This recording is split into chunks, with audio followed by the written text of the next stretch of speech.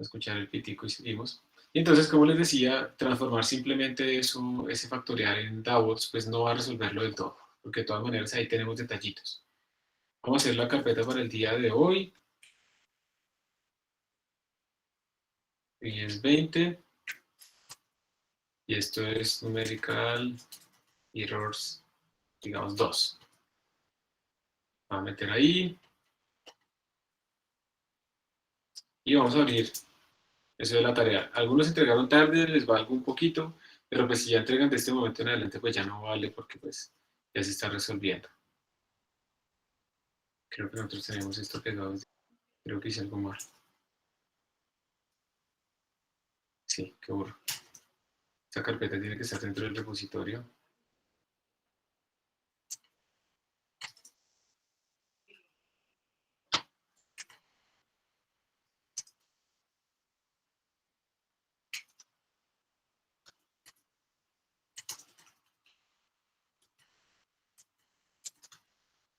Y voy a copiar de la clase la base de la tarea. Creo que la vamos a dejar aquí, sí, plantilla HW. La voy a copiar a la clase del día de hoy.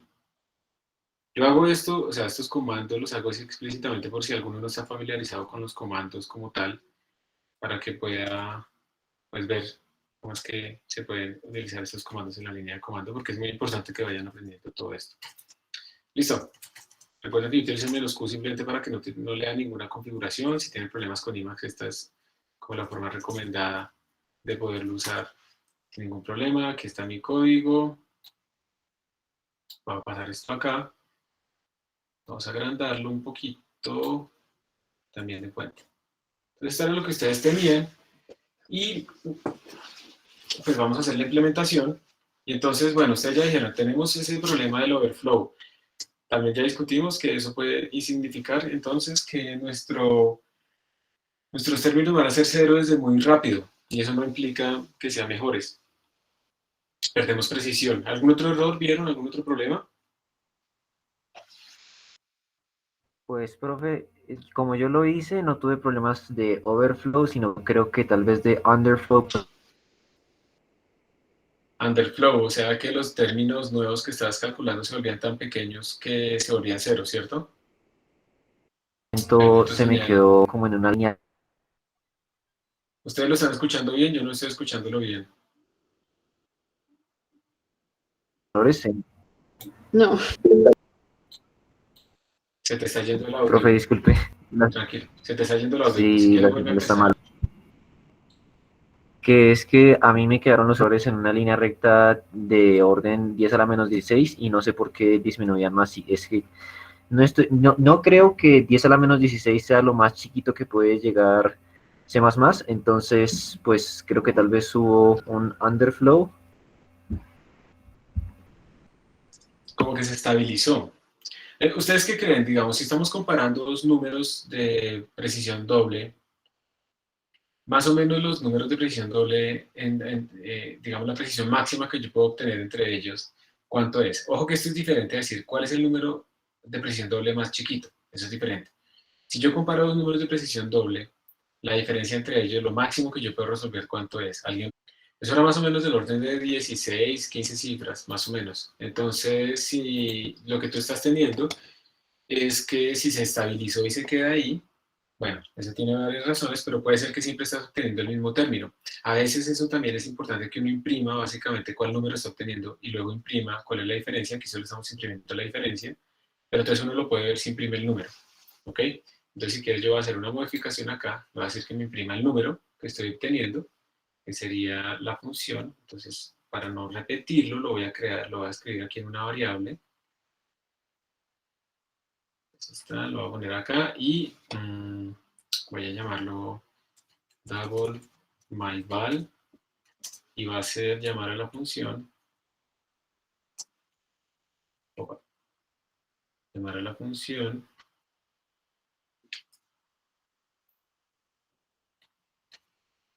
acá. ¿Esto por qué creen que lo estoy haciendo? ¿Por qué creen que me puse a crear una nueva variable? ¿Cuál será la ventaja? No se calcula dos veces. es no hacerlo dos veces, y eso porque de pronto la función mySim, la que yo escribí, de pronto esa función toma mucho tiempo.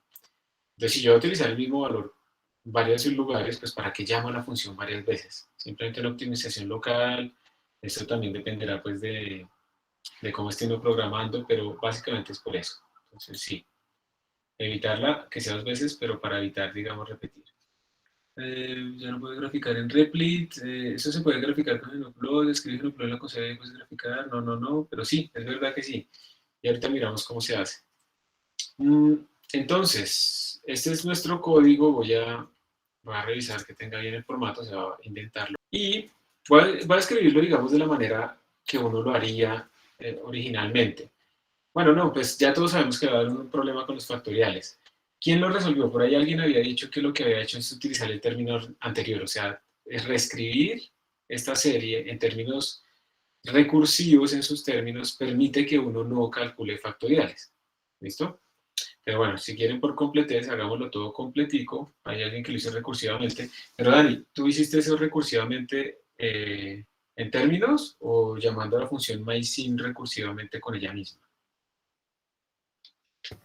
No, o sea, con términos y, o Ajá. sea, hay una forma de poderlo hacer multiplicando un término anterior, de modo que o sea, multiplicando por un factor, de modo que el término siguiente, en la suma. ¿Sí? Exactamente. ¿Y cuál es la ventaja de hacerlo así? Bueno, pues parece que de una vez el error es muy rápido en los primeros términos. El error es muy bajito. Es bajito. No sé, Y es porque no calcula los términos anteriores. O sea, Exacto. no hace el O doble. sea, sí, sigue. aunque No, no, nada. bueno, aunque O sea, hay un el problema. AN, el AN décimo se supone que es -1 a la n, eso lo tenemos arriba, ¿cierto? Ese es el término enésimo, por x a la 2n-1, ¿cierto? Y todo esto tiene que estar dividido entre 2n-1 factorial. 2n-1 factorial. Cuando uno lo implementa así directamente, uno el problema que se va a enfrentar, o sea, lo que uno ve normalmente es que la gente, por ejemplo, utiliza POW, la función POW, aquí, -1 a la n, ¿cierto? POW de -1 a la n. POW de x a la 2n-1. Lo que uno está esperando, digamos, matemáticamente, es que este término pues va creciendo mucho, pero esté dominado por este factorial, que crece muy rápido. Entonces, esos términos enésimos, después de 7, 8 términos, pues estamos hablando que estamos calculando unos factoriales gigantescos, y entonces esos términos en total, el término enésimo se vuelve muy chiquito, pero a costa de tener unos números muy grandes. Si uno lo implementa así, va a tener problemas, ¿sí? Que ya hemos hablado, el overflow del 2n-1, entonces todos estos números se vuelven súper chiquitos, entonces ocurren underflow, y uno puede ocultar los síntomas utilizando DAOs y ese tipo de cosas, pero realmente va a sufrir, está ocultando el síntoma, pero no la causa. Entonces lo que uno puede hacer es precisamente escribir cuánto es AN más 1, ese sería pues -1, y ya les voy a decir por qué, pero esta es una de las posibles formas en las que uno se simplifica el trabajo. Sería -1 a la n más 1, no sé si más bien debería como escribirlo, sí. O sea, aquí me voy a demorar quitando todo esto. Entonces, esperen, me voy a loguear aquí en el otro dispositivo. Encontrar y les voy a compartir la otra pantalla. Listo. En este momento están viendo ustedes, sí, como la presentación, ¿cierto? Sí, profe. Listo, gracias. Entonces, lo que estoy diciendo es lo siguiente. Para evitar este tipo de problemas, y esto, digamos, el énfasis es, por favor, siempre que vayan a implementar algo en computador, tengan presente el rango finito y todo esto que hemos hablado, porque uno no puede simplemente traducir las cosas, o sea, sí lo puede hacer, pero no garantiza que le dé bien en el computador traducir lo matemático al computador. Entonces, observen aquí que estamos dividiendo por factoriales, esto va a crecer muy rápido, y estamos con potencias también muy grandes. Entonces tenemos que lo de arriba crece rápido, lo de abajo crece más rápido, y la división de eso me tiene que quedar chiquita. Entonces estamos como embarrándola.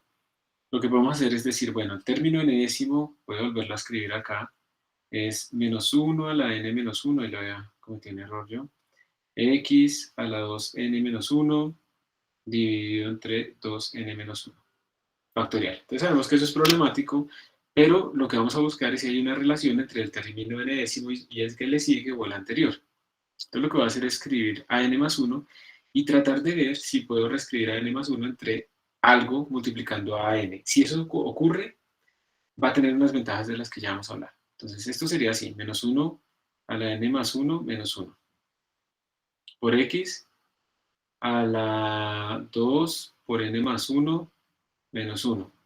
Todo dividido entre 2n menos 1, pero aquí la embarré, 2 por n más 1 menos 1 factorial. Entonces recuerden, mi tarea es tratar de escribir esto de una manera que aparezca a sub n, y entonces estoy escribiendo de forma recursiva a n más 1 en función de a sub n. Entonces, esto me imagino que fue lo que hizo Dani y otras personas. Yo lo voy a hacer así, esto será menos 1 a la n menos 1 por menos 1. Esta primera parte que tengo acá, esto de acá. Entonces ya apareció como el primer término que estoy buscando. Esta otra parte de arriba del x sería pues x a la 2n menos 1 y me queda un x al cuadrado, ¿cierto? Entonces por x al cuadrado. Entonces ya escribí, ya encontré este segundo término. Listo. Y abajo, este 2n más 1 factorial, entonces voy a escribir aquí un momentico, 2 por n más 2 menos 1 todo factorial, ya expandí el n más 1, me daría 2n más 1 factorial, y pues eso lo puedo reescribir como 2n más 1 por la definición del factorial. Entonces sería el primer término, ahora multiplicando el primer término menos 1, entonces sería 2n, y luego me quedaría 2n menos 1 todo factorial. Entonces me aparecen estos dos términos nuevos para dejar el que tenía originalmente. Entonces tendría 2n más 1 por 2n y todo esto por 2n menos 1 factorial. Entonces si ustedes observan, este término que tengo acá, con este término que tengo acá, con este término que tengo acá, pues esto es a sub n.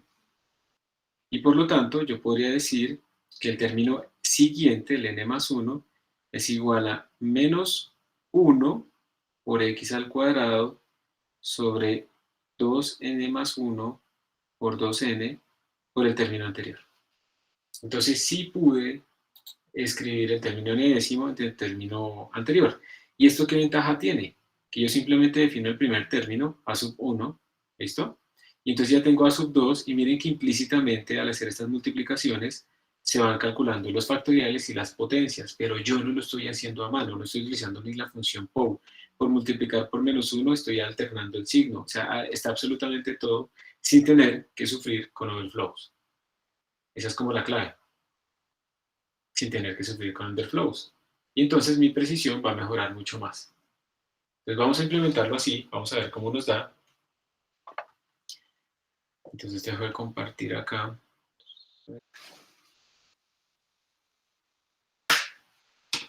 ¿Y si fue así que lo hiciste, Dani?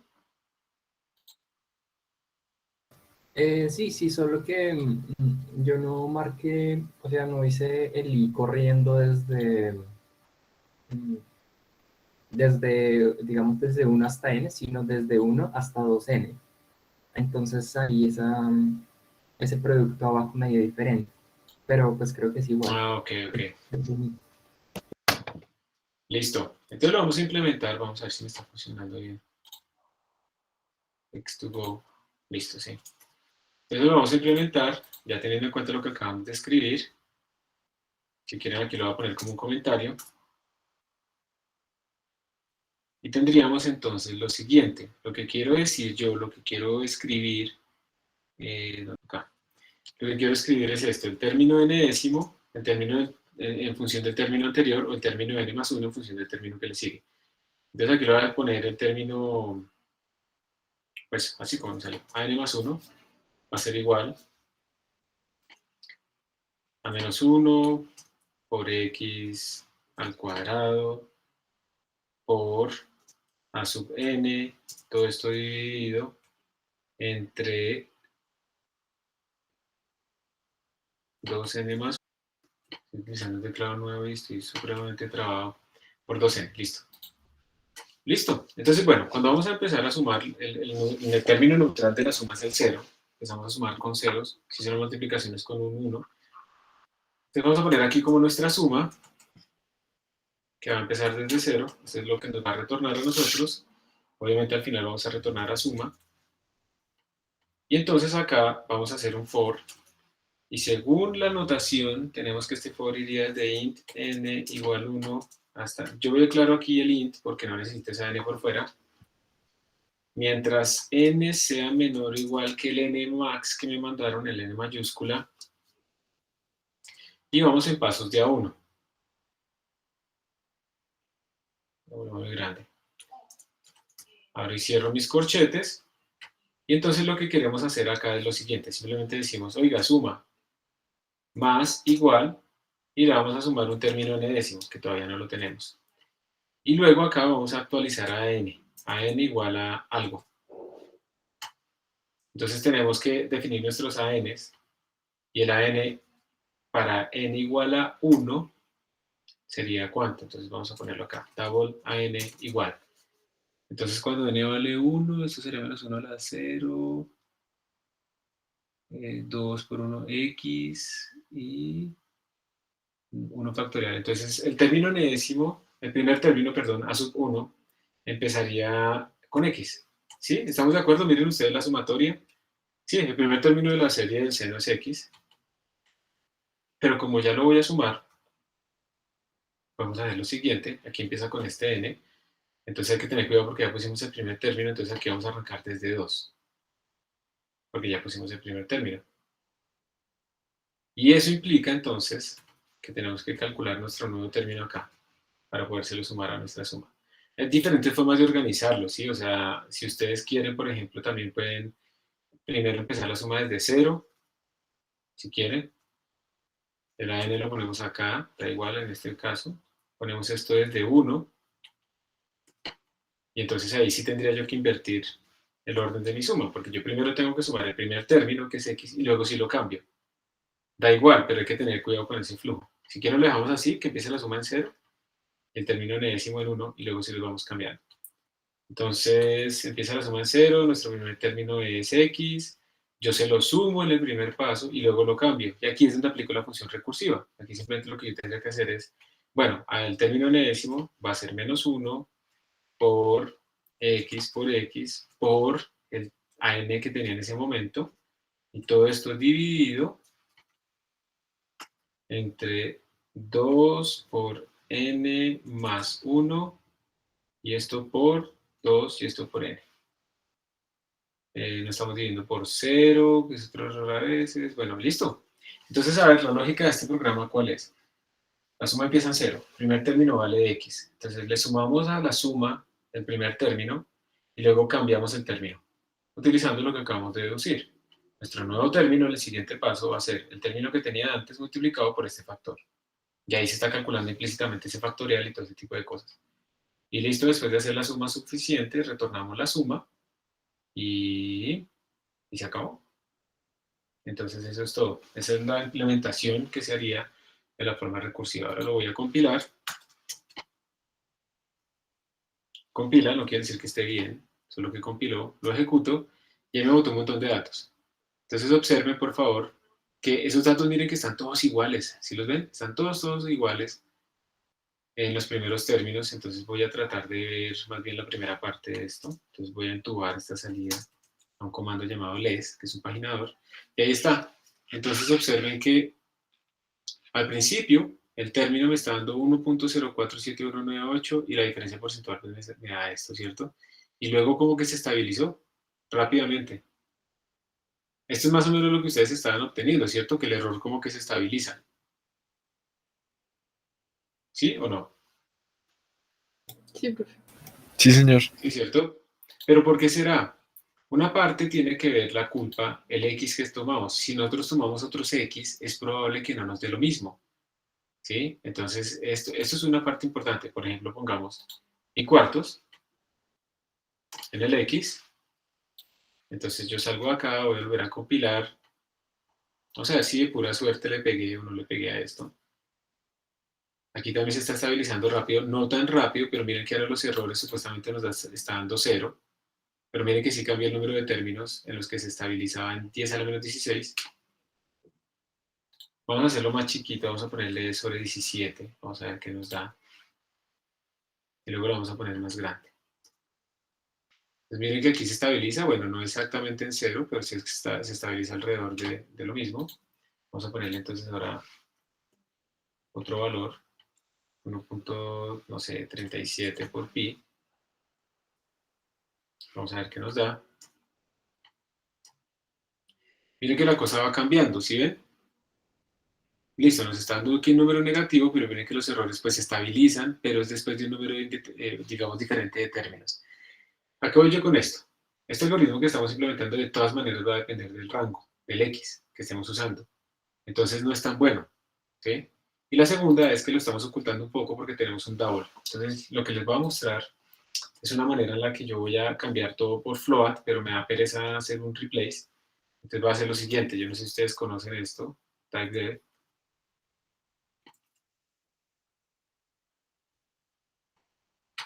Y con esto yo lo que le estoy diciendo es, oiga, en todos los sitios donde usted encuentre el real, eso va a ser double. Voy a hacer un buscar y reemplazar. Yo le voy a decir, por favor, búsqueme todos los sitios donde diga double y conviértalos en real. La embarré porque le puse ial.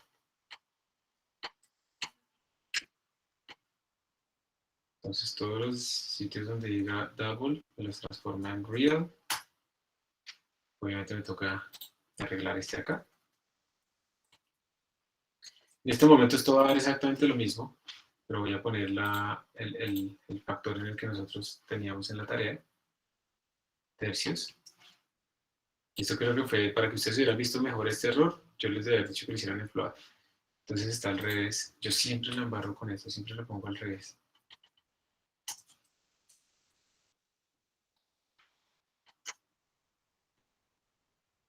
Compilo, listo. Lo ejecuto. Y miren que está dando lo mismo de antes, ¿no? Está dando los mismos valores, o sea, no pasa nada. Simplemente el donde encuentra el que diga real, lo transforma en double. Para que ustedes vean esto con más veras, vamos a ponerle aquí float. Y con esto ya todo mi código funciona con floats. Todo esto se volvieron puros floats. Voy a compilar. Voy a correr. Y miren que cambia la precisión. Ustedes lo pueden ver acá. Va cambiando la precisión. 0,1, menos 0,2, menos 0,4, menos 0,6, menos 0,8. Y aquí ya no podemos diferenciar. Entonces tenemos pues que aquí ya todos básicamente son iguales y se estabilizó. Entonces los errores, de cierta manera, también van a depender del tipo de datos que yo esté utilizando. Y voy a volver a ponerle aquí 1.37 por esto. Compilo, corro. Y pues de nuevo, pero ahora nuestra precisión pues va a ser menor, ¿cierto? Entonces como estamos comparando puros números de precisión sencilla, entonces pues nuestra máxima precisión va a ser de 10 a la menos 7. Inevitablemente en algún momento se va a parar, pero depende del X.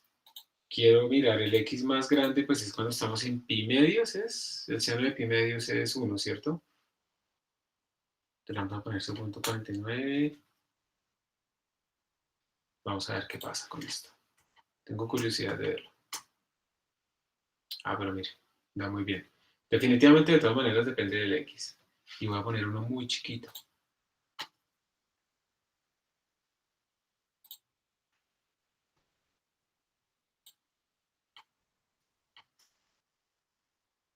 Ahí converge rápido. Entonces, una pregunta para los que lo hicieron con el factorial. ¿Les daba, por ejemplo, ese tipo de convergencias tan rápido cuando ustedes hacían la simulación, sí, cuando programaban eso? ¿O les daba con más términos o menos términos? ¿O cómo les daba? Profe, Yo la Sí, probé adelante. tanto con el factorial como de la forma recursiva. Con el factorial expresado en la variable int, sí llegaba rápido, pero pues hasta un 10 a la menos 10. Con el factorial expresado con un long int, daba exactamente los mismos términos que la recursiva. O sea, exactamente igual de rápido, mismo número, todo. Perfecto. O sea que dependiendo de si uno resuelve el problema del factorial y aumenta la precisión a sus variables, pues de todas maneras la aproximación sí va a funcionar relativamente bien, ¿cierto? Aquí dicen más o menos los 7 términos utilizando la factorial. Me dice que si aumento la fuente, ¿de qué? ¿De la terminal o de Juan Sebastián? ¿De la terminal o de IMAX? Listo. Sí, sí lo puedo aumentar. Voy a poner esto más grande, sí. Espero que se vea mejor ahí. Podría aumentar un poco la fuente, más o menos en los 7 términos de la función factorial, Listo. Entonces resulta que ustedes de todas maneras tienen que tener mucho cuidado con estos factoriales. Bueno, aquí no se ve tan dramático, pero vamos a ver los otros ejemplos donde es aún más dramático. Y tienen que tratar de evitar calcular esas cosas, porque eso va a tener un montón de errores ahí metidos. ¿Listo? Cámbiase las instancias de Mayval y se ponen por fuera del ciclo for estas instancias. Claro, o sea, digamos que cada vez que tú calculas este valor depende de Nmax. Nmax es el que está cambiando en el ciclo. Entonces tú lo que quieres ver es cómo depende del ciclo, precisamente, cuántos términos incluiste. Si tú lo sacas, entonces solo utilizaste un valor fijo de n, entonces pues no vas a ver sino la misma diferencia absolutamente siempre, porque el n siempre es fijo. Ese es el punto. Yo lo usé usando la función gamma y me dio prácticamente igual. Sí, eso es lo mismo porque pues, finalmente la función gamma te va a dar... A ver, eso es también como ocultar el factorial, ¿cierto? Porque la función gamma es para enteros, pues el factorial, pero la función gamma está utilizando doubles. Entonces es como si hubiera reemplazado los valores de tipo double por... Perdón, los valores factoriales por tipo double. Entonces se te va a ver, pero estamos de nuevo como ocultando los errores posibles que ocurren en este tipo de términos. ¿Listo? Entonces está bien, y está bien que tuviera dado, pero estamos ocultándolo de todas maneras. Pero me parece bien que empiecen a utilizar las funciones especiales. ¿Tú cómo utilizaste la función gamma? ¿Utilizándola desde la librería C++? Juan Sebastián.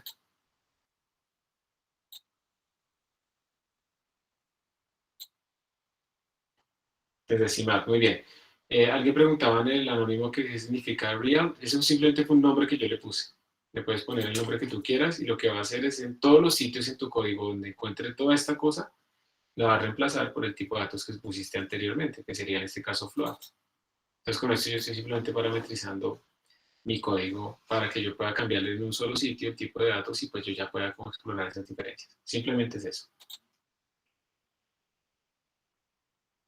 Double es más preciso que float, exactamente. Lo que quiero hacer énfasis es que ustedes siempre deben utilizar double a menos que tengan una buena razón para decir que no. Para decir no, prefiero float, pero ¿por qué?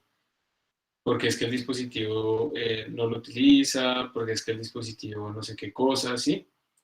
Entonces, hay que tener cuidado, digamos, con float, porque ustedes los errores de rounding y otros errores que nos van a perseguir muy, muy fuertemente con float y se van a demorar un poco más en afectarnos con double. Depende de las operaciones, pero siempre es más recomendable siempre utilizar double. ¿Listo? Ok. Bueno, creo que ya no hay más preguntas. Entonces, yo no sé, no les estoy compartiendo nada. Listo, entonces voy a entrar acá. Deben estar viendo otra vez la presentación, ¿sí? ¿La están viendo? Sí, señor. Sí, profe. Gracias. Disculpen tanta confirmadera, pero me toca estar así para que quede bien. Entonces, realmente, cuando ya se empieza uno a calcular, a meterse en esto de cómo calcular las cosas apropiadamente, la función seno, por ejemplo, no se hace en la librería matemática de C++. Para que funcione para cualquier rango, la función seno pues no se utiliza así como lo hemos hecho. Ustedes, por ejemplo, ¿qué creen? ¿Será que esta función seno, así como la escribimos, sí es periódica? Que ustedes le ponen x igual a m pi tercios y después le ponen x igual a m pi tercios más 2pi. ¿Sí les da periódico? Qué pena, yo no les voy a compartir la pantalla, pero lo voy a probar inmediatamente. Pero si ustedes ven un polinomio, si yo les paso a ustedes ese polinomio, para ustedes es claro que ese polinomio es periódico. ¿Ustedes qué dirían? Solo con ver el polinomio. Pues no. No, ¿cierto? O sea, realmente eso no es evidente. El valor al que tenemos que llegar es más o menos Que no. 0.87, 0.866. Yo aquí estoy haciendo el ejercicio de ponerle más 2pi.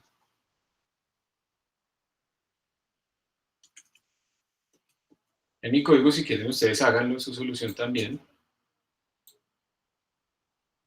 Y voy a ver cuánto me va a dar. Voy a compilar, voy a correr. Ah, este era el que les quería mostrar. Perfecto. No, sí, no, me toca convertir la pantalla. Esto no se puede dejar así.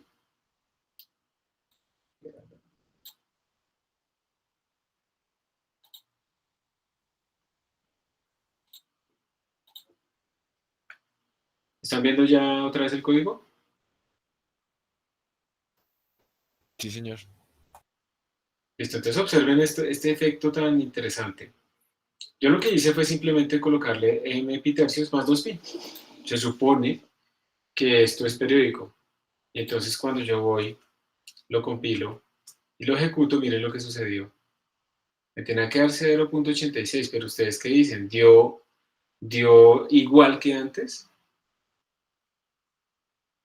Al final tenemos muchos más términos, obviamente al final pues obtenemos nuestro 0.866, pero observen que al principio fluctúa un montón. Antes nos estaba dando como en 4 términos, en 3 términos, y observen que ahora nos dan muchos más términos adelante. Si yo ahora le pongo 20pi, tendría que darme 0.86 e igual. Vamos a ver. ¡Wow! Observen esta vaina. Este sí era el ejemplo que quería mostrarles. Miren los errores del orden de 10 a la 25. Y miren que se estabiliza, pero en un error muchísimo más grande. O sea, esto nunca dio. Jamás convergió. ¿Por qué creen ustedes que no converge? Siento que esa serie es convergente y entre más términos matemáticamente se supone que debería converger. ¿Qué sería lo que pasó?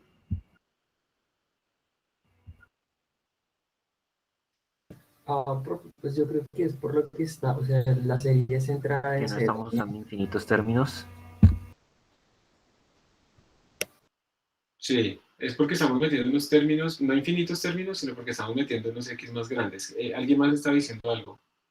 Sí, pues, o sea, yo creo que es por lo que la serie se centra en cero y pues mientras más lejanos estemos de cero, la serie va a converger más lentamente. Y Porque, por ejemplo, computacionalmente pues va a ser muy maluca. Yo no sé cuál es el radio de convergencia de esta serie, pero cada vez nos estamos alejando más. Y como ustedes mismos están viendo, aquí cuando estamos sumando la función mysin, observen que de todas maneras estamos multiplicando por un x, y este x es mayor que 1.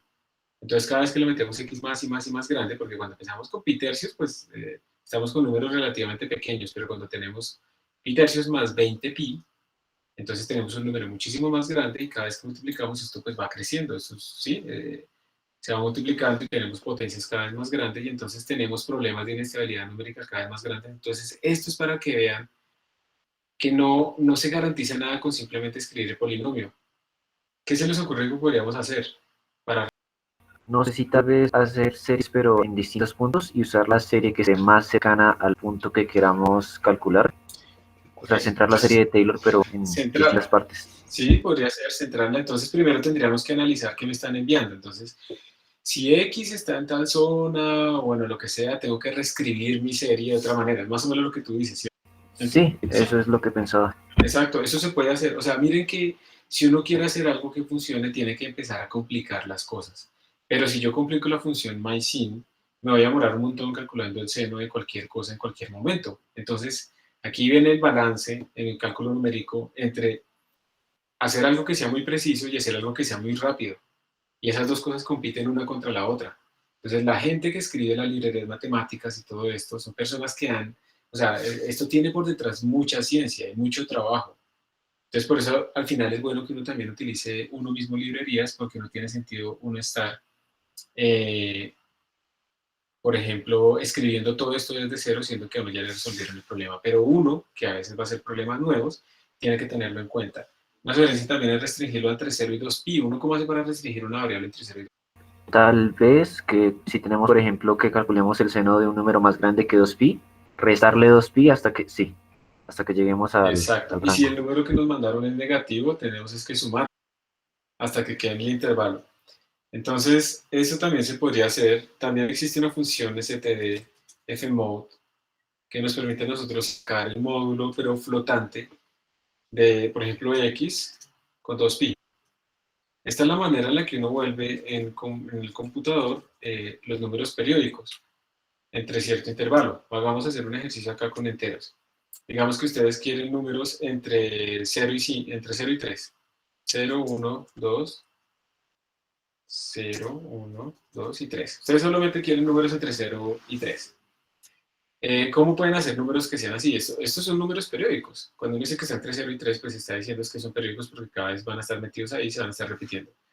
Entonces, uno lo que hace es utilizar la función módulo. Módulo entero comparado con 4, ¿no? Ese es el número de dígitos. ¿Y por qué hacemos eso? Porque yo haría eso. ¿Cuánto es 0 módulo 4? ¿Y qué es el operador módulo? Recuerden que eso nos da el reminder, lo que sobra. Entonces 0 cabe, digamos, 0 módulo 4 nos va a dar 0, ¿no? Definitivamente esto nos va a dar 0. 1 módulo 4 se puede escribir, o sea, 1 módulo 4 quiere decir 1 dividido entre 4. Entonces 4 cabe 0 veces en 1 y me sobra 1. Entonces 1 módulo 4 me va a dar 1. Vamos a hacerlo aquí hasta 5. ¿No sobra 4? No, sobra 1. 1 módulo 4 quiere decir que tú estás escribiendo esto. 1 dividido entre 4. Entonces quieres saber cuánto te sobra. Entonces 1 dividido entre 4, 1 dividido entre 4 es igual a 0 veces 4 más 1. ¿Sí estamos de acuerdo con eso?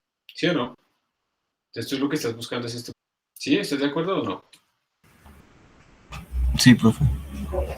Listo, entonces 2, 3, 4 y 5. 2, 3, 4 y 5. Y esto es 0. Ahorita lo vamos mirando uno por uno. Entonces, 2 módulo 4, ¿cuánto es? Es 2 sobre 4 escrito de forma entera. Entonces cabe 0 veces, el 4 cabe 0 veces, pero me sobra 2.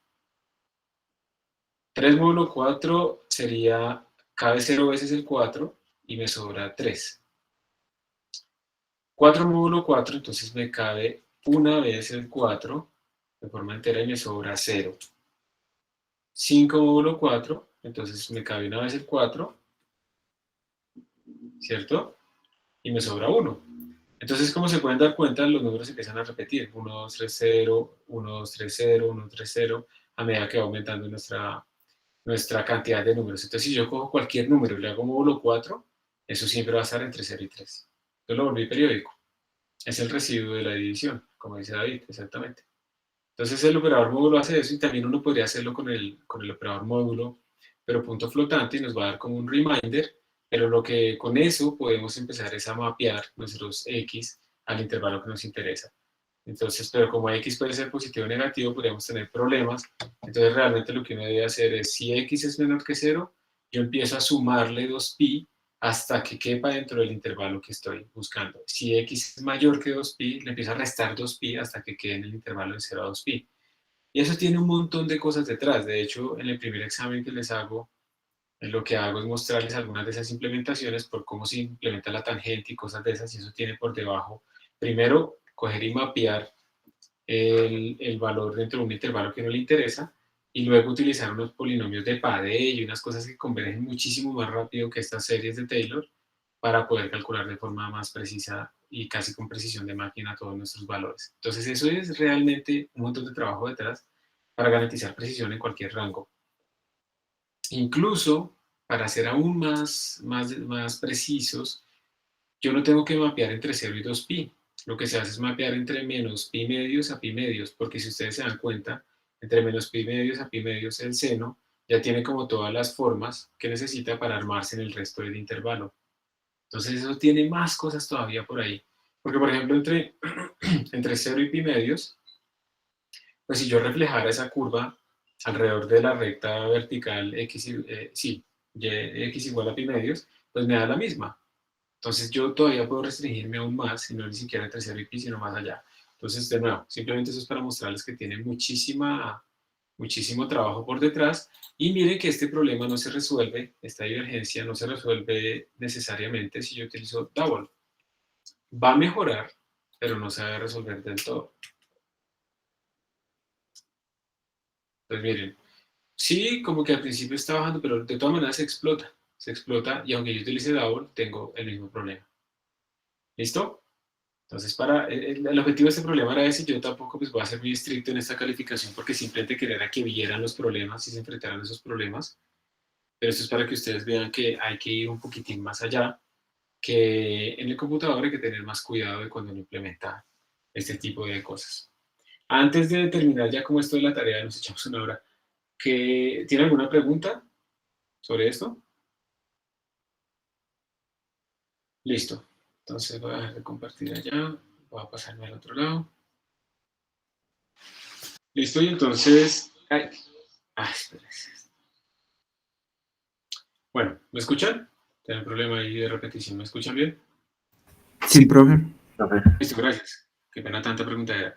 Entonces también uno tiene otro problema y es, por ejemplo, queremos calcular e a la menos x. Esa es absolutamente convergente, si el radio de convergencia es supremamente grande, pero vamos a enfrentarnos a los mismos problemas, porque digamos que matemáticamente pues eso uno no lo ve, pero ustedes aquí lo ven. Tenemos cosas que estamos elevando al cuadrado, al cubo, a la 5, a la 7, bueno, a la 4, todos los números. Lo de abajo también crece muy rápido. Esto de abajo también crece muy rápido. Y lo que queremos es que esos dos números gigantescos, cuando se dividan, pues entonces terminen siendo ¿qué? Muy pequeños esos términos. Entonces tenemos otra vez ese problema. Otro problema que vamos a ver después con estos menos. Esos problemas también nos van a perseguir porque estamos restando cosas ahí cercanas. Pero por ahora este es otro problema. Entonces, hacerlo digamos, así como está, escribir POU de x a la n dividido entre n factorial, ya sabemos que está mal, ¿sí? No hagan eso. Entonces, ¿qué debemos hacer? Escribirlo de forma recursiva, que es lo que se hace en este punto, y eso mejora un poquito, pero es porque es una implementación muy sencilla. Como les digo, uno debe realmente analizar más a fondo numéricamente estas situaciones para mejorarlas. Entonces, ahora lo que vamos a ver es lo siguiente. Hay muchos tipos de errores que uno puede tener en la programación. Esos errores están, por ejemplo, en el modelo de cómputo que uno está utilizando, en el modelo físico, en la implementación del modelo. Pueden estar también dentro del truncamiento, el rounding, la resta, las sumas, todo ese tipo de cosas. Puede estar también en fluctuaciones aleatorias en la memoria RAM, que a veces pueden ocurrir, aunque es muy poco probable. Si a ustedes no les funciona un código, lo más probable no es que sea por fluctuaciones aleatorias en la memoria RAM, sino pues porque está mal, que eso es lo más probable que le esté pasando a uno. Creo que ustedes... Ahora me están escuchando mejor, ¿cierto? Sí, profe. Sí, profe. Sí, se me ha cambiado el micrófono. Listo. Entonces uno tiene como muchos posibles errores. Un ejemplo típico que se pone acá es, imagínense que ustedes tienen un algoritmo y ese algoritmo es casi perfecto, ¿sí? Y el único error pues es un error muy pequeñito y ustedes tienen una probabilidad del 99.999% de que cada paso esté bien. Entonces uno dice, no, pues eso es una maravilla, ¿sí? Pero la pregunta es si después de muchos pasos, suponemos que esos pasos son completamente independientes, y después de muchos pasos, pues cuál es la probabilidad de que el resultado final esté bien. Entonces vamos a suponer algo muy sencillo, vamos a suponer que hacemos, miren, hacer 10 millones de pasos es algo muy sencillo. Entonces la pregunta es, ¿cuánto vale esto? Sí, la probabilidad total de que esté bien, de que lo que al final llegue bien en este teléfono roto, pero que es muy probable que no falle, porque tiene una probabilidad de que todo esté bien del 99.999%, pues sería esto a la 10 millones. Entonces calcúlenlo ustedes, por favor, pues no obviamente en la cabeza, calculen y me dicen cuánto les da ese número. 10 millones es muy sencillo, 10 millones de integral, de rectangulitos para una integral. Sí, o sea, eso no es nada del otro mundo. Yo voy a hacerlo acá. Me dio, ¿Cuánto les dio? me dio 3.71 por 10 a la menos 42%. Horrible, ¿sí o no? Entonces, mire, para que sea más fácil, no lo pongamos a la 10. Hagamos solamente 10.000 pasos. A la 4. ¿Cuánto les da a la 10.000 para que no sea tan pequeño? Me está dando 0.90, ¿sí? Aproximadamente. Sí. Sí, Listo. Entonces ya, aunque es 99.999 por No, paso, la probabilidad de que esté bien, ya al final la probabilidad de que esté bien es de 0.90. Ya es bastante. No te entiendo bien. 48%. Si yo le pongo a 100.000, mire, eso. Si le ponemos a 100.000, nos da 0.37. O sea, si ustedes hacen 100.000 pasos, que eso es algo muy normal en el computador, 100.000 pasos es algo que se ejecuta rápidamente en una integral, en lo que sea, la probabilidad de que nos dé correcto el resultado al final, con todos los errores también míos, que yo programo mal o me equivoco en mi modelo o lo que sea, es de apenas 37%. Es increíble, o sea, una cosa que empieza en 99.9999 se va a morir, en el sentido en que va a bajar su probabilidad de estar bien muy, muy rápido con las suposiciones de lo que estamos haciendo. ¿Qué puede hacer uno entonces con esto? Pues uno lo que tiene que hacer es que esto no sea 99.9999, sino ponerle más cifras a esto. Por ejemplo, ¿y cómo se hace eso? Haciendo los programas, teniendo cuidado con lo de las cifras, teniendo cuidado con los límites, haciendo mejores modelos, etcétera, etcétera. Y como les digo, también hay unos errores que uno no puede controlar y digamos que con la experiencia uno puede minimizarlos. Al final, pues nada va a ser completamente perfecto, siempre va a haber cierta diferencia, pero de todas maneras podemos minimizar estos errores. Esto es típico, digamos, ustedes son darks y entonces están trabajando en la noche con un solo ojo abierto porque el otro ya se rindió y se acostó a dormir. Y bueno, lo que sea, entonces cogen el programa que se llama parecido, pero no es el que quieren editar, lo compilan, lo corren, no les da, lo compilan, lo corren. Entonces están editando un archivo, pero compilando otro. Y después de una hora se dan cuenta que están cometiendo eso. Yo no sé si a ustedes les ha pasado eso así, pero a mí sí me pasó y me ha pasado algunas veces. Que uno escribe mal, entonces digamos, no le compila y tiene que arreglarlo. Hay algunos errores electrónicos. Ahorita, por ejemplo, venden una memoria RAM que verifican que no hayan flips de los bits, por ejemplo. Un punto y coma, exactamente. También eso es un tipográfico. Bueno, una invasión o algo así, pues ahí yo creo que ya lo último que uno quiere es seguir haciendo la tarea y hay otras prioridades en ese momento. Hay errores de aproximación matemática. El que acabamos de ver en esta serie es el hecho de que ustedes no tengan todos los términos incluidos, pues implica que hay un error de aproximación matemática que de todas maneras está ahí. Y también hay errores de round off, del truncamiento, cuando yo represento un número en mi computador. Y también hay errores de los algoritmos como tal. Los algoritmos como tal también tienen errores. De hecho, uno también puede ver que si uno graficara el error total, uno tiene como dos comportamientos. Entonces vamos a poner aquí en azul, les voy a pintar. No, vamos, creo que voy a cambiar esto así. El error matemático normalmente va a disminuir con el número de términos. Pensemos que esto es como el número de términos. Esto no se ve nada. Tampoco se ve nada. Este sí. Entonces tenemos aquí el número de términos. Entonces ese error matemático más o menos disminuye. Eso es lo que uno espera en los algoritmos típicos. Entre más términos tengo, menos error. Son leyes de potencia normalmente. Pero resulta que en el computador los errores por ejemplo, de truncamiento y los errores implícitos de los cálculos son errores que van creciendo. Y si uno supone que eso no está correlacionado, eso crece más o menos como una raíz cuadrada del número de pasos. Entonces el error total con el que uno termina después de hacer este tipo de estudios, pues es la suma de estos dos, si son los que dominan. Entonces uno tiene una cosa así. Esto es mucho menos pronunciado la raíz, pero al final se ve. Pero esto lo que quiere decir es que hay como un n óptimo que no es infinito, sino un n óptimo en donde yo obtengo la mejor aproximación posible. Si ustedes solamente consideraran la parte computacional, el n óptimo pues es infinito, porque en ese n óptimo ustedes matemáticamente saben que van a tener ¿qué? Que van a tener pues minimizado completamente la curva azul clarita, la curva del error matemático. Pero ustedes realmente tienen que tener en cuenta el computador. Entonces esto uno lo puede calcular para ciertos algoritmos. Uno puede calcular cuánto es ese n óptimo y ustedes se van a sorprender porque, por ejemplo, vamos a ver que para una integral con cierto algoritmo, ese n óptimo es como del orden de 1000. Y uno cree que uno le pone 10.000, 100.000 rectángulos y eso va a ser mejor y es falso. Resulta que ese n óptimo era 1000 y cuando estamos poniéndole 100.000 por acá, entonces estamos realmente en esta zona donde está empezando a dominar el error de truncamiento. Estamos dañando nuestros resultados. Entonces todo esto hay que tenerlo en cuenta porque computacionalmente es más complejo que matemáticamente, ya en cosas que requieran mucha precisión. Esos errores, por ejemplo, se manifiestan ahí en que ustedes escriben esto matemáticamente con float y no les va a dar exactamente igual a cero esa resta. 2 por 1/3 menos 2/3 no les va a dar exactamente 0. Les va a dar cercano a 0, pero no exactamente 0. ¿Ok? Entonces, bueno, hay que tener cuidado. Y posibles causas de esos errores está, uno de los más importantes es la subtracción cancelativa. ¿Eso a qué se refiere? Entonces voy a explicar un poquito la notación que está apareciendo acá. Se supone que ustedes matemáticamente tienen esto. Esto es matemática, ¿listo? Esto es matemática. Pero en el computador ustedes no tienen matemática, ustedes tienen números del computador. Esa C quiere decir computer. Entonces, el A matemático se representa en el computador por A de computador. Entonces, esa operación de la derecha, pues es simplemente lo que pasa en el computador.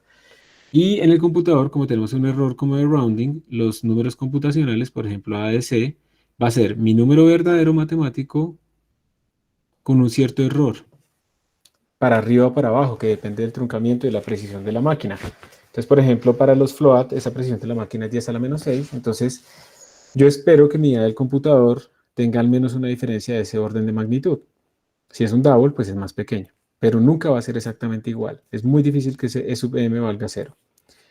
Entonces, cuando escribimos en el computador esta operación, queda lo que tenemos abajo, y cuando calculamos el error relativo, queda esto que vemos acá. El error relativo del resultado es igual a esto que ustedes ven.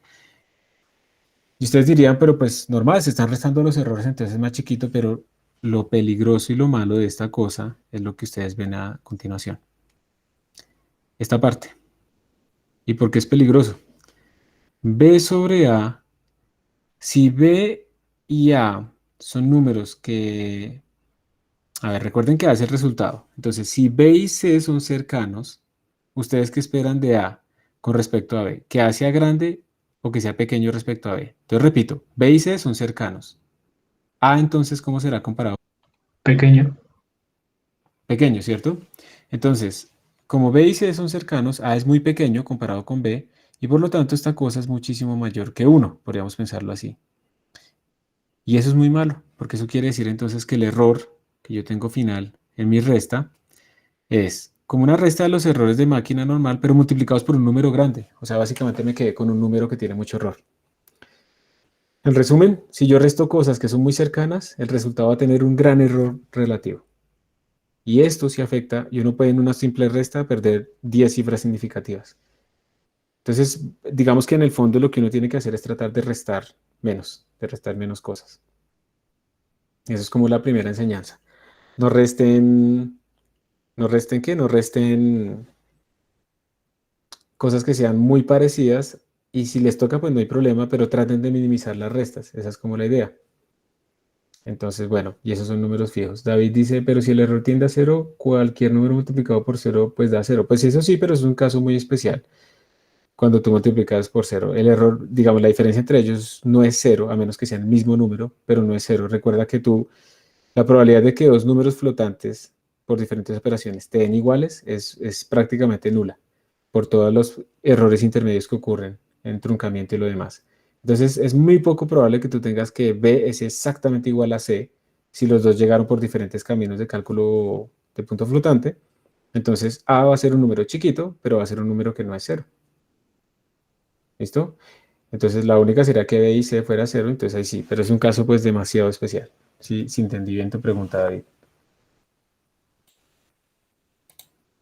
Bueno, entonces las restas de números muy cercanos es muy maluca.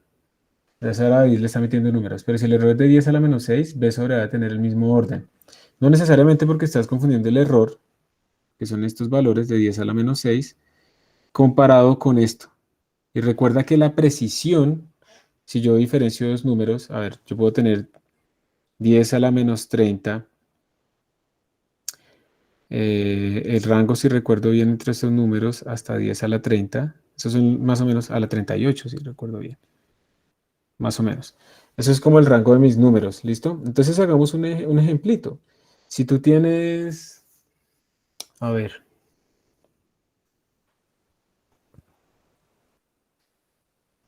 si uno de tus números es 10 a la 30 y tu otro número es del orden de, digamos que esto es B, y tu otro número es C, que es 10 a la 30 más 10 a la menos 6, que todavía lo puede distinguir, ¿está bien? Entonces cuando yo los resto, me va a quedar, cuando yo reste estos dos, A va a ser del orden de 10 a la menos 6, en eso estamos, ¿sí o no? Entonces cuando yo venga a escribir B sobre A, voy a tener 10 a la 30 sobre 10 a la menos 6, entonces estoy multiplicando por 10 a la 36. Que también resalta el hecho de que si estamos manejando números muy grandes y los restamos entre ellos, el error es aún más grande. Que eso implica lo inverso. Si los números son más pequeños y los resto entre ellos, ya no es tan gigante mi error de subtracción, pero todavía existe. ¿Sí? ¿Queda más claro así? Con gusto. Esas preguntas también me sirven porque me pone a pensarles en un ejemplo que sea como más claro. Bueno, esa subtracción cancelativa, por ejemplo, también ocurre cuando ustedes van a, todo el tiempo, cuando van a resolver las la ecuación cuadrática. Entonces en la ecuación cuadrática uno le enseñan el algoritmo típico, ¿cierto?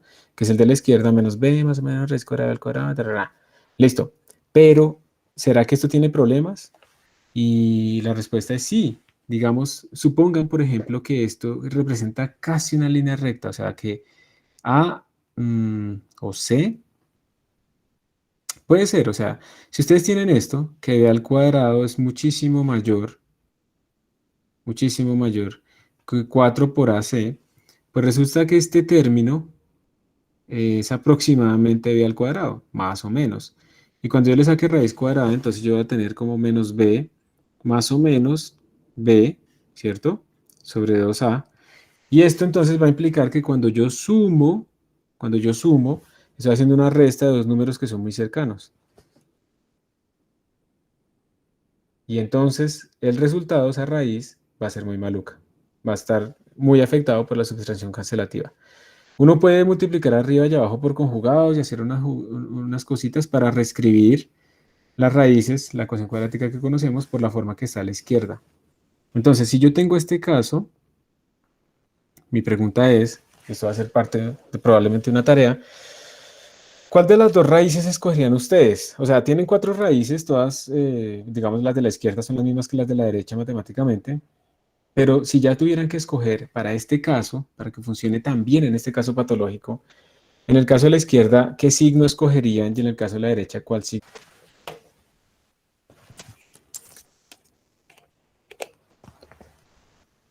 En el de la izquierda, el menos, y en el de la derecha, el más. El más, ¿cierto? Muy bien. Porque si tú escoges el menos en el de la izquierda, sería menos b menos algo parecido a b, y por lo tanto, pues esto es una suma, realmente, sobre 2a. Entonces esa raíz está mejor calculada. Y en el de la derecha, pues sería el b más raíz de b al cuadrado no sé qué, en la parte de abajo, porque esa funcionaría incluso en este caso. Entonces, para que ustedes vean que a veces uno tiene que transformar el problema a un caso en el que yo no esté haciendo restas, pero uno tiene que pensar esos casos cuando ocurren, ¿sí? No es que ocurran siempre, pero yo necesito que allá también ocurran digamos que allá también me funcione mi algoritmo. Entonces aquí están las dos implementadas y bueno, uno lo que puede hacer es una gráfica de teniendo a igual a 1, b igual a 1 y c como un valor que va disminuyendo, esto sería 10 a la menos n, entonces uno va cambiando el n, entonces vamos haciendo el c cada vez más pequeño y eso implica que este término cada vez es más pequeño y uno puede ir simplemente imprimiendo cuáles son las raíces que va obteniendo y ahí se va dando cuenta uno que entre más pequeño sea c, la que tiene aquí el más no funciona muy bien y la que tiene aquí el menos, pues tampoco funciona muy bien. En cambio, si uno tiene acá el menos, esta funciona mejor. Y si uno tiene aquí el más, esta funciona mejor. Entonces, todo esto es para simplemente irles ilustrando a ustedes cómo es que deben irse adaptando. También pasan unas cosas aún más raras. Miren esta suma que tenemos arriba, es una suma alternante. Esa suma va desde n igual a 1 hasta 2n. Todo esto se saca del libro de Landau, que está ahí en la bibliografía. Entonces, cuando n vale 1, tendríamos menos 1/2.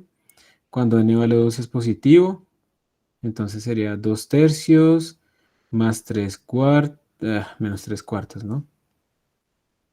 Menos 3/4 más 4/5, etc. Esa sumatoria, pues matemáticamente además es finita, ¿sí? Porque va hasta 2n.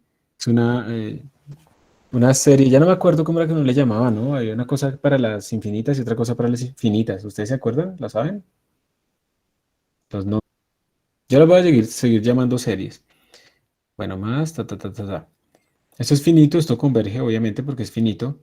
Pero resulta que si ustedes reorganizan estas series, les va a dar diferente en el computador, aunque matemáticamente sea iguales. Entonces miren que yo puedo si yo quiero evitar restas, yo lo que puedo hacer es agrupar todos los que tengan el signo menos, ¿sí? Que van apareciendo ahí, agruparlos en un solo lado, que sería este primer término, para solo hacer una resta. Y le agrupo los que tienen siempre positivo a este lado. Entonces hago esta suma, hago la otra suma y luego simplemente la resto una sola vez, asumiendo que no dan exactamente igual, pero es mucho mejor solo restar una vez que restar tantas veces. Estas dos son iguales matemáticamente, pero en el computador les va a dar diferente. Y si yo después incluso sumo estas dos sumas, que pues, como los índices son iguales en los límites de la sumatoria, las puedo simplificar. Miren que la tercera forma en la que yo puedo escribir esta suma, que todas son matemáticamente equivalentes, ya no tiene restas. Si ustedes tienen este problema, ustedes de estas tres maneras de escribir lo mismo, ¿cuál creen que es la que minimiza más el error? ¿En cuál confiarían más?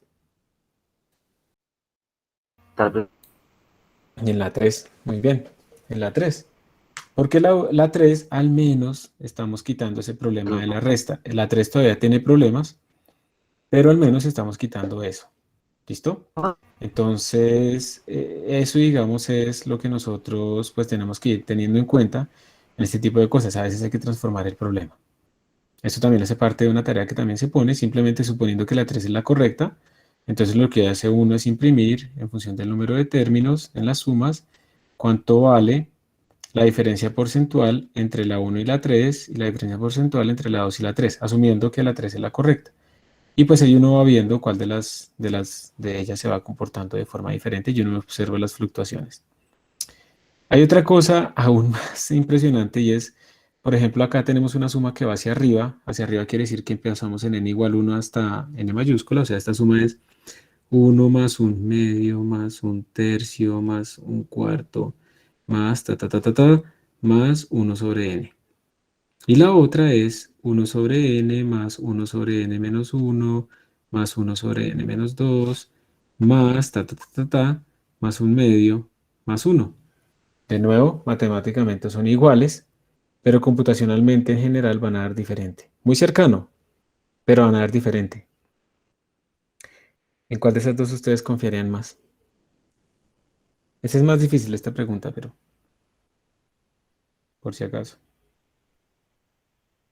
En la segunda, en down. David dice en la primera. ¿Por qué? ¿Por qué la segunda o por qué la primera? ¿Cuál es la idea detrás de eso? no sé si tal vez sea por lo que en la primera cada vez los términos se hacen más despreciables y el computador tal vez toma eso como prácticamente cero y en la segunda empieza desde términos chiquitos y después con términos que más se aprecian. No sé. Ajá, muy bien, excelente. A mí siempre me sorprenden ustedes. Yo me muero mucho en entender esto. Claro, entonces al principio yo empiezo, entonces digamos que yo hago esta primera suma y este número es más grande que lo que sigue. Ya cuando le meta este término es más grande que lo que sigue. Cuando le meta este término, más grande que lo que sigue. Entonces llega un momento en que todos los términos que he sumado son tan grandes que lo que le vaya a sumar después pues es tan chiquitico que se ignora. Entonces yo estoy perdiendo términos. En cambio, como dices tú correctamente, al principio yo arranco con un número pequeñito y cuando le sumo un número un poquitín más grande, pues ellos de todas maneras no son tan diferentes, entonces están ayudando. Y cuando ya lleve varios términos de estos, pues esta suma ha ido creciendo a partir de números chiquitos, pero le estoy sumando términos cada vez más grandes, entonces los acepta, ¿sí? Le contribuye. Entonces es muy probable que ese down sea más precisa que ese up y que nos den diferentes, aunque matemáticamente sean iguales de forma exacta. Culpa de la aritmética de punto flotante en nuestros computadores. Entonces también se hacen tablitas, y aquí simplemente es para mostrarles a ustedes, hay una fórmula, la fórmula de Heron para calcular, el área de un triángulo cualquiera, utilizando la longitud de los lados y la mitad del perímetro. Pero tiene un problema y es precisamente que tenemos muchas restas, y claro, para los triángulos normales pues no pasa nada, pero si uno tiene un triángulo así medio degenerado, no tanto. Una cosa de este estilo. Entonces hay dos lados que son muy cercanos, ¿sí? Se dominan, incluso casos mucho más patológicos, o sea, una cosa que sea como así. Esto sigue siendo un triángulo, ¿listo? Pero pues obviamente hay dos lados, es casi una recta, hay un lado muy pequeño comparado con los otros dos. Entonces, como hay dos lados muy parecidos, entonces vamos a tener ahí que básicamente ese perímetro está dominado por esos dos lados, y cuando lo divido entre dos, entonces va a resultar que ese D es muy parecido a A o a B, poniendo que el C es el pequeño. Entonces resulta que pues teníamos este problema, vamos a tener problema y hay que reescribirlo, hay que reescribir entonces la fórmula de Heron de una manera que evite las restas. Dani dice que la manera necesitaba que era al menos. Sí, pero no, yo creo que sí le tocaba. Y resulta que cuando yo la escribo de la manera que está acá, la precisión para todos los tipos de casos, incluso para los casos en los que nuestro triángulo es muy complicado, sigue siendo muy buena. Es más o menos 10 veces la precisión de la máquina, que eso es muy bueno. En cambio, si uno no tiene en cuenta la precisión de la máquina y simplemente implementa la fórmula, pues para esos triángulos raros, uno va a tener que el error es mucho más grande que la precisión de la máquina. Por ejemplo, el logaritmo natural de 1 más x para x entre 0 y 3 cuartos, también hay que escribirlo de otra manera diferente. Lo que quiere decir, esta notación lo que quiere decir es que si x es muy chiquito, entonces ahí es la suma computacional. Entonces, si x es tan chiquito que, digamos, es menor de 10 a la menos, a ver, ¿cómo les digo yo? No lo puedo distinguir entre 1 y 1 más x porque es tan chiquito pues que la resolución de mi tipo flotante o double no lo detecta. Pues yo sé que en ese caso el logaritmo de 1 más x para x tan pequeño pues es x. Entonces yo tengo que primero hacer un if para verificar si estoy en ese caso. Entonces tengo que compararlo con la precisión de la máquina. Y si en ese caso esto sucede, entonces yo simplemente retorno x. Pero si esto no se cumple, si x no es tan pequeño, entonces yo lo reescribo de una manera en la que yo minimizo también los errores. Y al escribirlo de esta manera se puede mostrar, que yo no sé cómo lo hacen, no lo he mirado, se puede ver en cualquier libro de cálculo numérico. Se puede observar que el error es más pequeño que 5. Pues no creo que se pueda ver en cualquiera realmente. Creo que es más complicado que eso. El error es más pequeño que 5 veces la precisión de la máquina. Entonces es realmente muy bueno. Y ustedes dirán, pero es que el de arriba es lo mismo de abajo, porque si yo hago 1 más x menos 1, el 1 se va con el menos 1 y la x de abajo con la de arriba. Sí, eso es verdad, pero es que aquí no estamos haciendo matemática. Estos trucos de aumentar el tamaño de un número y luego quitarle lo que le sumé, computacionalmente tienen ventajas. Entonces así es que se hace y es mucho mejor que la típica forma en la que se escriben estas cosas. Por ejemplo, también cuando yo sumo números, si esos números son muy grandes, entonces va a generar un error de overflow, probablemente, si son muy grandes. Entonces lo que se puede hacer es simplemente sumar a medios más b medios, o hacer otro tipo de suma, o sea, reescribirla de otra manera que trate de evitar los overflows. O sea, a lo que voy yo es que las librerías matemáticas que ustedes pueden utilizar realmente tienen mucho trabajo por detrás, que no es tan sencillo como este. De hecho, son mucho más complicados y les permiten a ustedes, pues, digamos, tener confianza en esos resultados. Voy a tomar un poquito de agua. Una pregunta, ¿ustedes habían visto algo de esto en sus cursos de programación? No, señor. Yo no, profe. ¿No? Ah, bueno, listo. Sí, para saber si vale la pena verlo. Porque vale la pena, o sea, es necesario saberlo. También uno tiene errores multiplicativos. Cuando llego a la multiplicación, entonces yo simplemente trato de calcular ese error final. Y ese error final va a ir como la suma de los errores que yo tenía. De hecho, pues al final, digamos, cuando yo hago muchas operaciones que no son solo sumas o restas o multiplicaciones, sino muchas operaciones, ese error se va a ir acumulando. El error de rounding, ¿se acuerdan que es cuando yo represento un número en el computador y que no necesariamente tengo el número exacto disponible para representarlo? Y uno puede suponer, esto es una suposición, que eso va como un camino aleatorio, entonces eso crece como una raíz cuadrada, ¿listo? Pero hay problemas, como cuando uno calcula las funciones de Bessel con esas relaciones de recurrencia, en donde los errores se vuelven coherentes y entonces crecen de forma factorial. Se explotan. Entonces hay que tener cuidado con eso.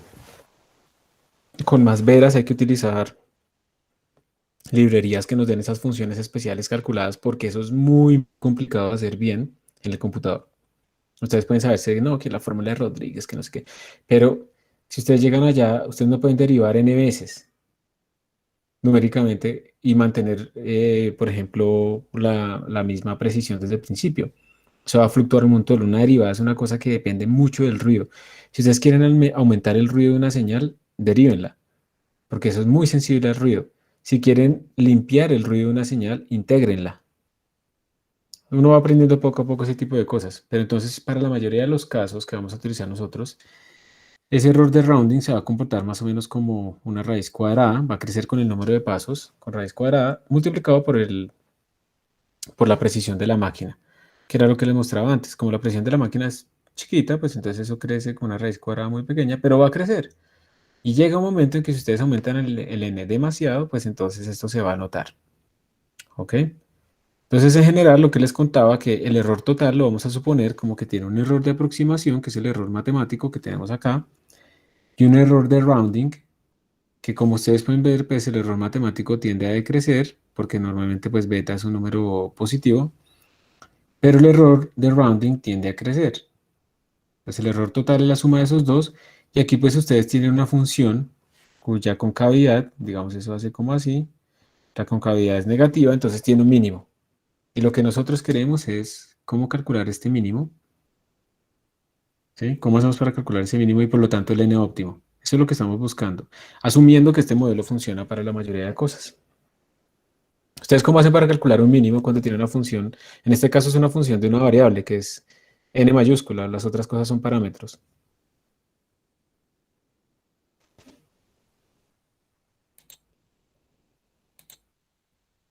Derivar, igualar a 0, y como ya tenemos certeza de la concavidad, pues sabemos que es un mínimo, ¿cierto? Eso ustedes ya sufrieron con eso. Entonces, esto es un ejemplo esquemático de cómo se comportan esos errores. Eso no es una raíz cuadrada exacta, se ven más bien como ruidos así, pero que van aumentando después de muchos términos. Al principio domina el error de aproximación, pero después de muchos n's domina el error de rounding. ¿Listo? Entonces sí, uno deriva el error total en función de n, lo iguala a 0 y obtiene ese término que tenemos acá. Bastante largo, que depende pues obviamente de los parámetros y depende también de la precisión de la máquina. Por ejemplo, si yo tengo un algoritmo que tiene una convergencia muy rápida, ese beta es grande, entonces uno va a ver que el n tiene que ser más pequeño. ¿Ok? Eso es lo que uno va a encontrar. Por ejemplo, si la precisión de la máquina es es mejor, o sea, es más pequeñita, o sea, si tengo mi epsilon mucho más chiquito, pues entonces voy a necesitar también probablemente, a ver si esto disminuye, unos cuantos términos. Vamos a ver porque eso está todo combinado. Entonces, para entenderlo, aquí hice una tabla para que ustedes lo puedan comparar. Yo tomé el alfa igual a 1, que es esta constante que está aquí arriba, este alfa igual a 1, y lo vamos a hacer simplemente comparando beta y E sub m. Entonces, para ver cuántos términos nos dan. Entonces, miren, si tenemos flotantes, sabemos que la precisión de la máquina es 10 a la menos 6. Si tenemos doubles, sabemos que la precisión de la máquina es de 10 a la menos 16. Esa es la primera diferencia. Y vamos a comparar dos algoritmos, uno que tenga un orden de convergencia de 2 y uno con orden de convergencia de 4. Ejemplos de esos algoritmos, cuando ustedes hacen la integral utilizando el trapecio o la de Gauss, la de Simpson, con aproximación de Richardson o algo así. Entonces eso es lo que vamos a explorar. Miren esta cosa. Si ustedes tienen flotantes, y tienen un algoritmo de orden 2, solamente necesitan 437 términos para obtener un error que sería el orden de la precisión de la máquina. 2.6 por 10 a la menos 5. Simplemente reemplazan en la fórmula de arriba, el n de asterisco está, y luego van y lo reemplazan pues en el error total, sí, con todos los valores que obtuvimos, y eso les da más o menos cuánto es el error total, que es el orden de la precisión de la máquina. Pero quiero que comparen si ustedes obtienen, si ustedes estudian o utilizan o implementan un algoritmo que converja más rápido, pues de orden 4, miren que necesitan muchos menos términos, solo 34. Y uno está acostumbrado a meterle 1000, 10.000, 100.000, pero no, solo con 34 uno está obteniendo la mejor precisión posible. No quiere decir que si le pongo 10.000 esté mal, pero probablemente ese 10.000 ya no está con un error de 6.7 por 10 a la menos 6, sino por ejemplo de 10 a la menos 4 o algo así. Entonces no siempre ponerle más es mejor. Con los doubles se nota aún más, de forma como más dramática todo esto. No sé si se notará, pero se ve igual. Con los doubles se nota como más. Entonces ustedes tienen, por ejemplo, que si tienen un algoritmo de orden 2 y tienen una precisión de la máquina de 10 a la menos 16, que es un double, necesitan más o menos 4 millones de términos para obtener una precisión pues muchísimo mejor que con el flotante, obviamente, de 10 a la menos 15.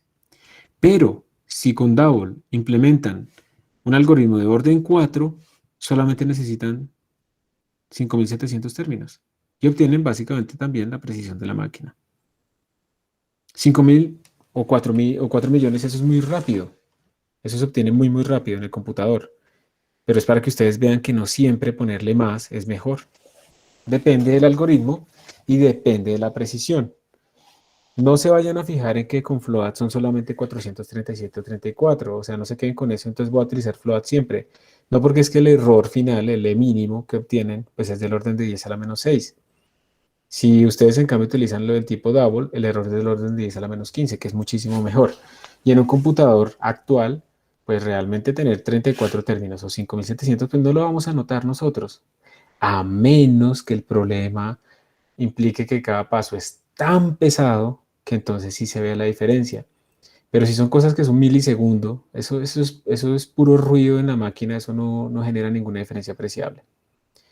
Y entonces, pues esto es como el resumen de cómo es importante pensar en un algoritmo que sea bueno, que converja rápido, pero también tener en cuenta la naturaleza finita de los números en el computador. ¿Alguna pregunta ahí o duda? ¿Ninguna? Bueno, aquí hay una cosa de estabilidad numérica, pero realmente de pronto lo tocamos más bien cuando estemos viendo... No, esto no lo vamos a tocar.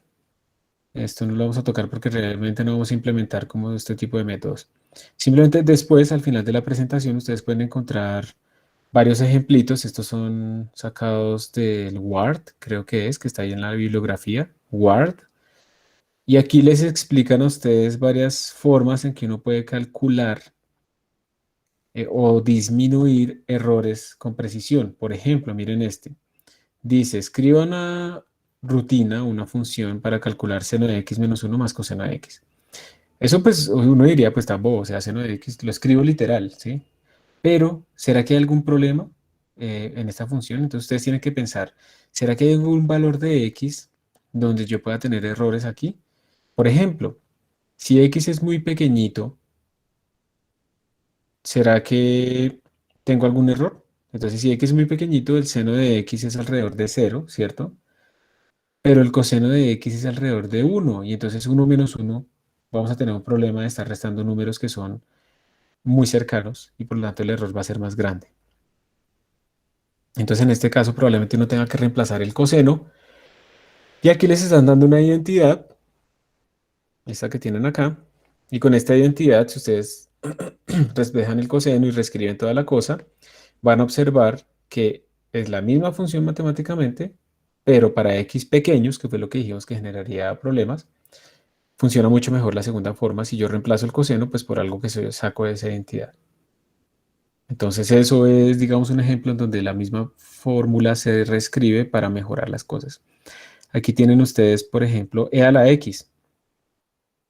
Entonces, para calcular e a la x, más o menos estos son los algoritmos que se siguen ya en las librerías matemáticas.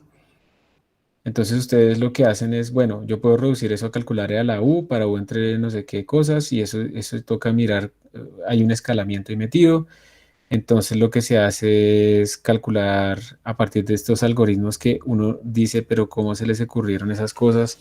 Calcular las cosas así, y con esto, este exponencial va a ser mucho mejor que ustedes utilizar la serie. Y va a converger incluso para valores grandes de X. La serie se va a explotar completamente.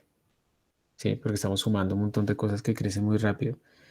Por ejemplo, si, bueno, aquí hay otras cosas, utiliza aquí un polinomio de Padé. Aquí hay más ejemplos, déjenme buscarlos. Aquí está. Miren, por ejemplo, para el seno de X, esta es una de las maneras, no sé si sea la actual, pero es una de las maneras en las que se implementa el seno en un computador. Eso que ustedes utilizan en la librería CMAT. Entonces, miren lo que hace. Primero, usando las propiedades de la función seno, se reduce el rango a este intervalo. Entonces, ese intervalo es esto así, ¿no? Pero es que de esta parte yo puedo reflejar y obtener esta parte acá. Y yo puedo de esta parte reflejar y obtener esta parte acá. Y pues ya tengo de 0 a 2pi o de menos pi a pi, que es la misma cosa. Entonces realmente lo esencial está entre menos pi medios a pi medios. Después uno lo que hace es comparar. Si x es muy chiquito, estos son radianes, si menor de 10 al menos 8, pues uno simplemente retorna x. Que ese es como el primer término y da muy bien.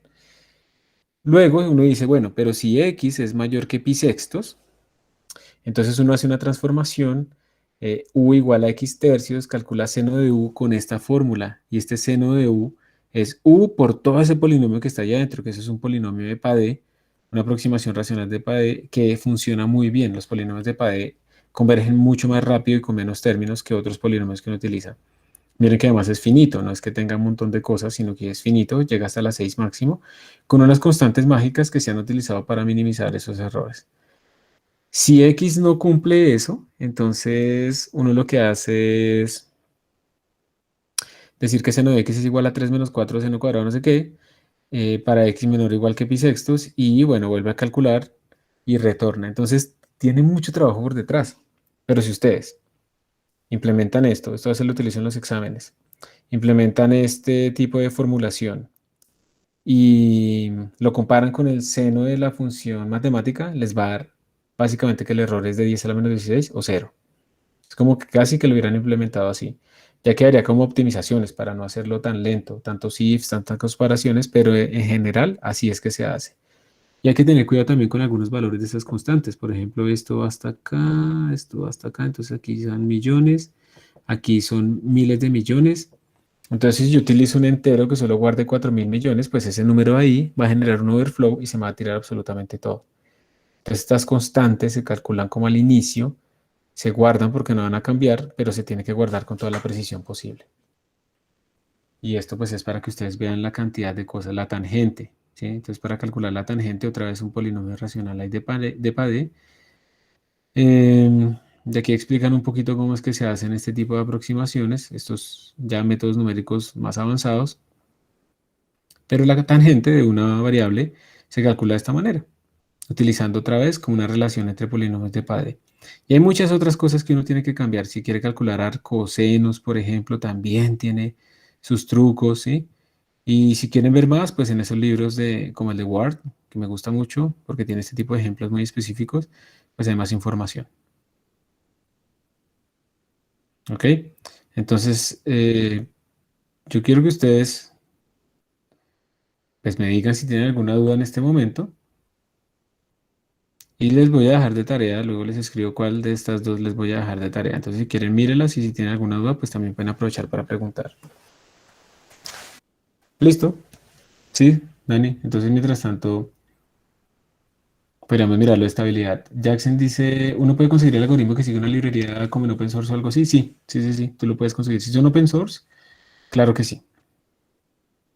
Esto de la estabilidad numérica, lo único que quería como mostrarles acá era lo siguiente. Digamos que ustedes quieren resolver una ecuación diferencial parcial, como esta que tenemos ahí. Derivada de u respecto al tiempo igual a una constante por derivada cuadrado de u respecto a x al cuadrado. Entonces, esto normalmente se implementa en algo que se llama diferencias finitas. Entonces, uno tiene que discretizar el espacio y el tiempo Y como esto es una derivada, digamos, de segundo orden, entonces uno normalmente implementa ahí una derivada central. Cuando uno implementa la derivada central, el j implica el espacio, ¿listo? Entonces estas j están como a la derecha, a la izquierda y centradas. Esto es la segunda derivada central. Y la n implica tiempo. Entonces, yo con esto estoy discretizando el espacio y el tiempo. Y bueno, esa será mi solución. Entonces, esto ya implica una aproximación. Ya, de una vez, porque precisamente yo estoy discretizando el espacio y el tiempo y la única forma en que eso me dé exacto es que pues esa discretización tienda a cero. Ahí aparece un parámetro que es este que tenemos acá, que es esa constante alfa que tenemos originalmente por delta t, que es la partición en el tiempo, sobre delta x al cuadrado, que es la partición en el espacio al cuadrado. Luego, uno además, esto sigue siendo matemático, yo no lo he hecho, no he hecho el programa. Cuando yo escriba mi programa, va a resultar que mis números, aparte de que estoy utilizando esta aproximación, pues mis números tienen errores de rounding, entonces yo voy a tener una diferencia entre lo que yo quería, o sea, lo que yo tengo numéricamente ya en el computador escrito y lo que esperaba mi algoritmo. O sea, hay dos fuentes de error, la discretización y además el rounding. Si esos dos fueran exactos, este error que estoy escribiendo acá, en cada paso de tiempo, pues este error debería ser cero. ¿Sí? Pero no son exactamente exactos. Yo cuando reemplazo todo aquí en mi ecuación discreta, obtengo que el error sigue básicamente la misma ecuación que siguen mis variables. Y entonces lo que hizo John von Neumann fue decir, bueno, yo voy a suponer que esos errores los puedo descomponer como una serie de Fourier, que es lo que tenemos acá, que es una descomposición de cualquier función, eso no tiene nada especial. Bueno, es especial por ciertas razones. Entonces cuando uno reemplaza eso dentro de su ecuación, resulta que aparecen, bueno, una de las ventajas de tener esto como una cosa de Fourier es que yo puedo separar la parte temporal de la parte espacial, por ejemplo. Entonces yo puedo simplemente meterle un término temporal para estudiar cómo se comporta en el tiempo y un término espacial en el espacio. Y de estos términos, pues siempre va a haber alguno que va a dominar. Siempre va a haber alguno más grande que otro. Eso es una suposición también. Entonces yo saco ese término que como que domina, ¿listo?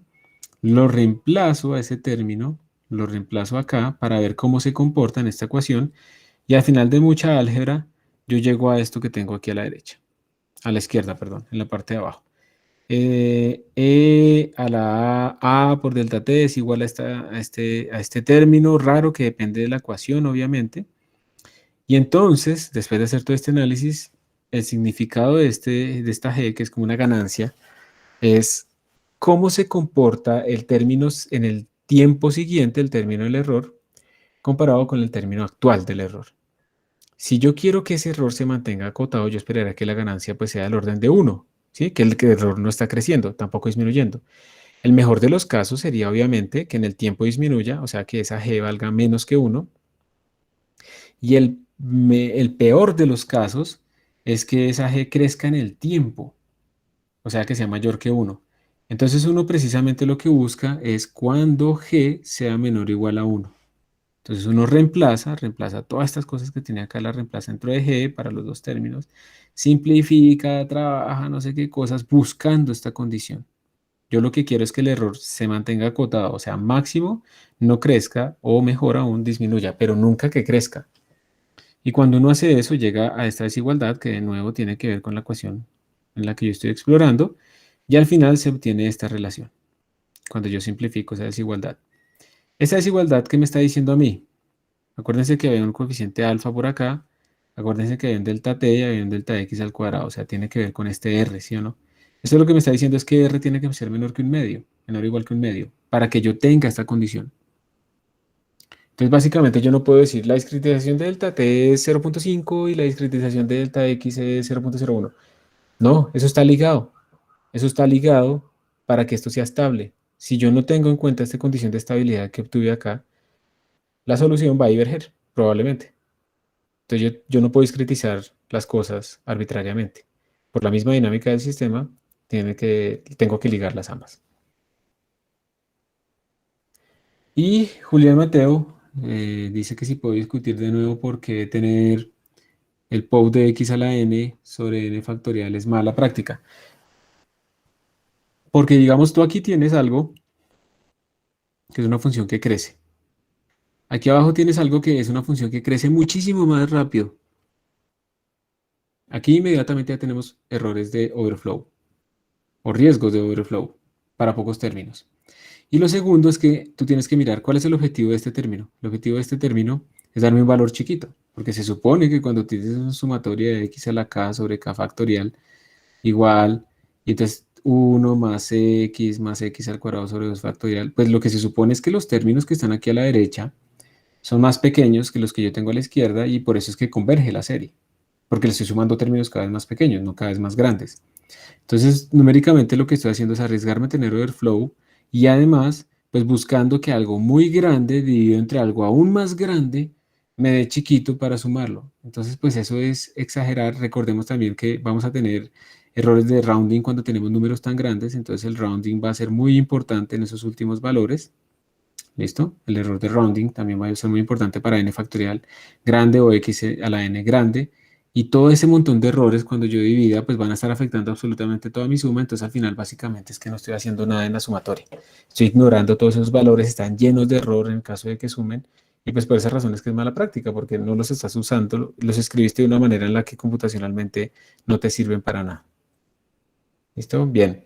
Entonces la próxima clase vamos a empezar a utilizar Makefiles para aprender a automatizar la compilación y también la creación de estructuras de flujo de trabajo.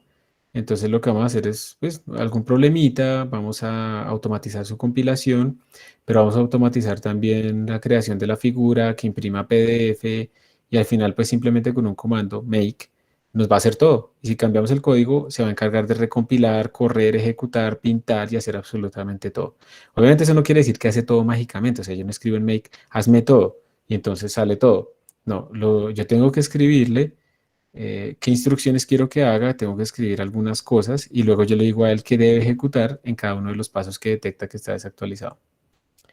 Y listo. De pronto, entonces, como les digo, les voy a dejar más tardecito alguna tarea de práctica, pero muy sencilla para que hagan así, pues el estudio. Alguna de esas dos sumatorias. Sí, exactamente, Dani. La estabilidad es como una condición para que converja ese algoritmo de discretización que se está utilizando de diferencias finitas. Pero como te digo, nosotros no vamos a meter mucho más en eso, entonces pues por eso lo salté.